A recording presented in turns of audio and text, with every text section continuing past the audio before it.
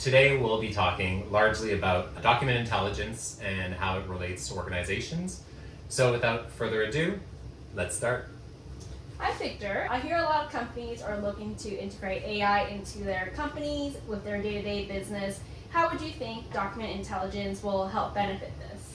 Right, so there's two parts to that question really. There's the fact that companies are looking to add AI into their business, into their operations to try to reap the benefits.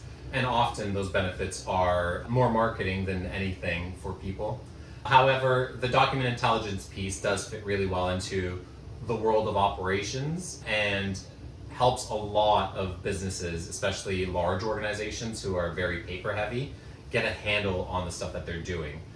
The purpose and crux of document intelligence really is that we as humans have constantly, since we've passed paperwork back and forth to each other to agree on certain things such as contracts. I deliver some value to you and I get paid, or you deliver some other value to me. There's some exchange of material goods or possibly value, business value.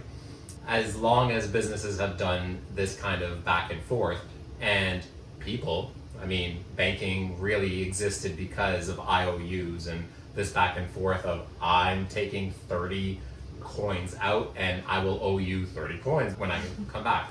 All of these contracts or paperwork or pieces of agreements between people were data mined in the past, but using humans. So a lot of organizations still sort of live in that realm of, like we have this problem of a lot of paperwork and a lot of reading needing to happen.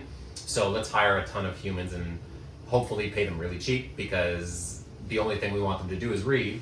So let's hire a bunch of humans, or let's outsource this to somewhere else and hire a bunch of humans there, so that we can understand what this document is about, what it talks about, how it fits into our entire ecosystem of, let's say, order to cash, because that's a big deal to most companies.